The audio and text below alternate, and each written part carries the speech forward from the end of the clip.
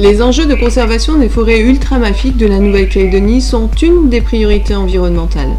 Peut-on prédire les scénarios de la forêt de demain via l'évolution de sa fragmentation? Pour y répondre, le CNRT a décidé de financer un programme de recherche de 36 mois qui s'attache à mieux comprendre l'impact de la fragmentation sur la biodiversité des forêts, mesurer sa dynamique en se focalisant sur la forêt de lisière comme un indicateur de la fragilité des forêts. Tels sont les enjeux du projet Reliq. Cartographie et haute résolution, structure 3D de la canopée, microclimat du sous-bois, mesure de la biodiversité zoologique et botanique, autant d'outils pour produire in fine un scénario d'évolution de la fragmentation, un outil précieux d'aide à la décision pour guider les priorités de conservation pays. Au cœur des enjeux de conservation des forêts ultramafiques, pour nous en parler, la parole est donnée à l'équipe.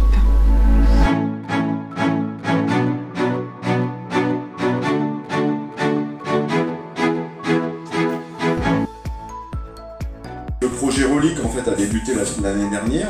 L'objectif de ce projet, c'est vraiment de travailler spécifiquement sur les forêts ultramafiques et d'essayer d'évaluer leur état de dynamique au regard notamment de la fragmentation.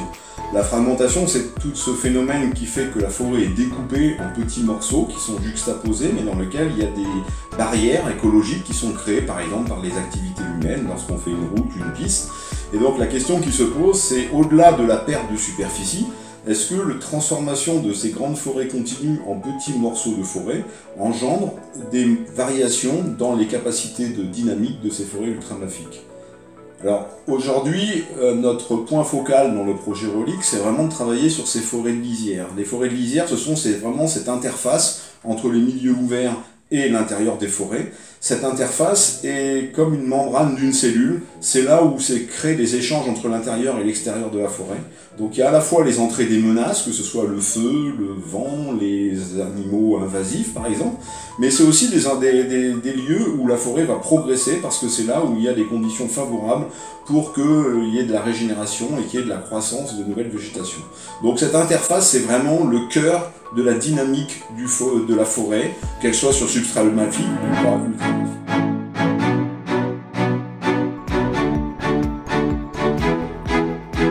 S'étale sur 3 ans. Après la première année, nous avons à peu près capitalisé l'ensemble des données de type aéroporté, c'est-à-dire les données satellitaires, les données de LIDAR 3D et aussi la cartographie à très haute résolution de ces fragments forestiers pour avoir une image réelle de la fragmentation et de la structuration en 3D.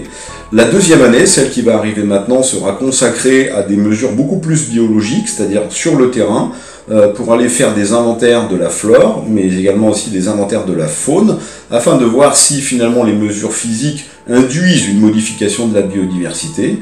Quant à la troisième année du projet, elle sera consacrée essentiellement sur les modèles d'aide à la décision qui permettront d'orienter le choix des gestionnaires pour vérifier, en tout cas dans un premier temps, quel est l'état de la fragmentation et de la biodiversité et quelles seraient les mesures qui pourraient être mises en place pour réduire la fragmentation et augmenter cette biodiversité.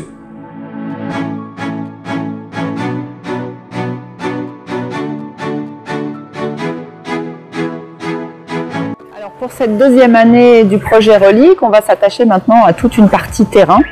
La première partie, ça va consister à aller positionner des stations météo le long de la lisière, de manière à observer si les gradients qu'on aura observés dans la structure de la canopée se retrouvent dans les paramètres climatiques du sous-bois. Est-ce que les variations de hauteur ou de densité de la canopée vont avoir une influence sur l'environnement climatique du sous-bois? Donc ça, c'est la première partie qu'on va regarder.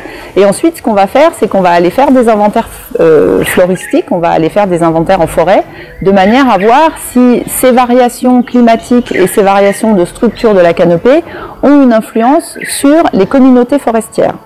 Et pour étudier ça, on va s'intéresser particulièrement aux traits fonctionnels, c'est-à-dire qu'en Nouvelle-Calédonie, on sait qu'il y a une grande diversité au niveau des espèces. Selon les endroits où on est, on va avoir des grandes variabilités au niveau des espèces qu'on rencontre en forêt.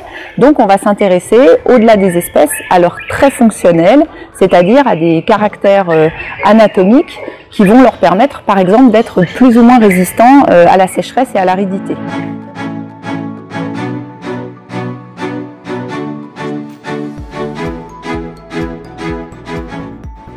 Alors nos études de terrain, elles vont démarrer sur le massif de la Cuébigny, dans le sud.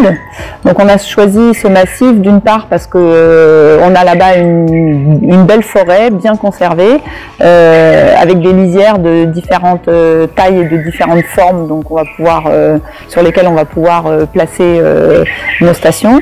C'est aussi une zone qu'on connaît bien parce qu'on a déjà fait une parcelle de 1 hectare dessus, et puis lors de la mission avec nos collègues la première année, on a déjà fait quelques survols sur la Cuébigny, donc on a un certain nombre de données sur le site.